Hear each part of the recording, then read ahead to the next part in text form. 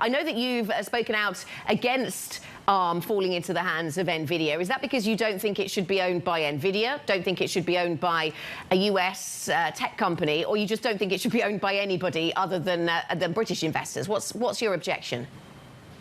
No, this is an issue of a very large chip company owning an IP licensing company that I've called the Switzerland of the industry.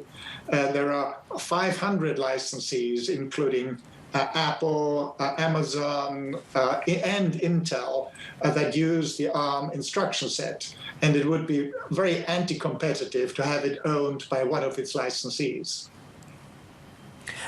Good morning, Herman, or good evening, I should say, since you're in New Zealand.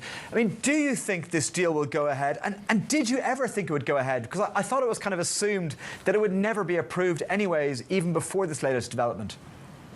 That was always the hope, but and now both the FTC and the CMA, of course, are trying to block the deal, but it is not done yet. There is still a danger that Nvidia might succeed in taking over Arm, which would be disastrous for the industry. Herman, I mean, this is about vertical integration then within the semiconductor space, combining the design and the manufacture of chips. What is special about the semiconductor space that means that it's a bad idea to allow that to happen? There are other examples, other industries where vertical integration is accepted. Well, the main problem is that Arm, as I said, is the Switzerland of the semiconductor industry, with over 500 licensees all over the world. And if Nvidia took over Arm, it would have both the ability and the clear incentive to harm their competitors.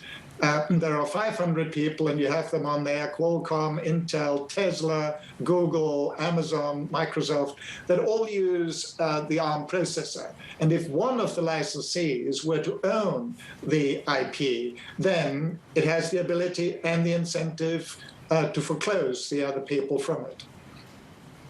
Following on from that point, has this whole bid been a bit of a win-win situation for Nvidia? So as you point out, if they capture Arm, it gives them a massive competitive advantage. But just the fact that they've bid for the company and there's the threat of it going ahead, it's already forced a number of competitors to waste time and money investigating alternatives. So even if the deal doesn't go through, they've got a little bit of an edge, or they've certainly put out competitors. Would you share that idea? I agree with that. However, it would be much worse if the deal actually went through. It would be much worse. I mean, Nvidia says that they want to increase investments, Herman, and this is that they want to increase investments in Arm's R&D. Are there arguments around that would change your mind at all? No, because Arm has all the money that it needs in order to make progress, which indeed it is making in the data center, for example. Amazon has decided to base its latest offering, the Graviton 3, on ARM. Tesla has decided to use ARM for its processor in Tesla cars in the future. So ARM is actually doing extremely well without Nvidia, and I think it would be very harmful for ARM to be taken over by Nvidia, because it would mean that it would lose a lot of the licensees that it now has. Can I clarify, do you see this FTC case as being the biggest hurdle that's now faced for the deal? I.e., if it gets through this, it's likely to pass through the other hurdles? Or what is the biggest risk, do you think?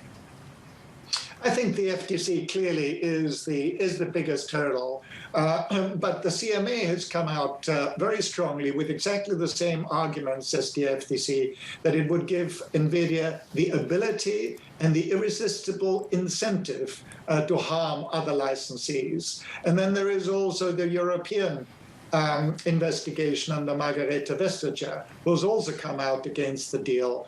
I've talked to all three of these competition authorities, and they're all strongly opposed to the deal. And then there is also China, of course, which is also opposed. So even if the FTC, if Nvidia were to placate the FTC, which I hope will not happen, Nvidia would still have very much of an uphill struggle to close this deal.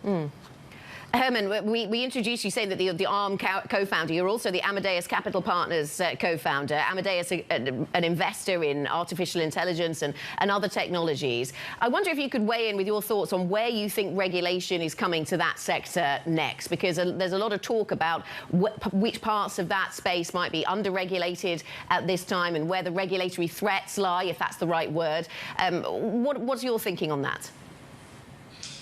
Well, probably the most substantial building block for a capitalist system is competition. So the most important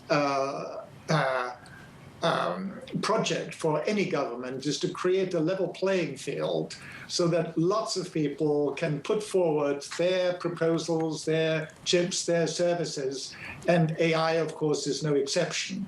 And I think it is very important to, that's one of the reasons why it's so important to keep the Arm as the Switzerland of the industry, as an independent company that supports, in an even-handed way, all the 500 licensees, many of which produce AI processors.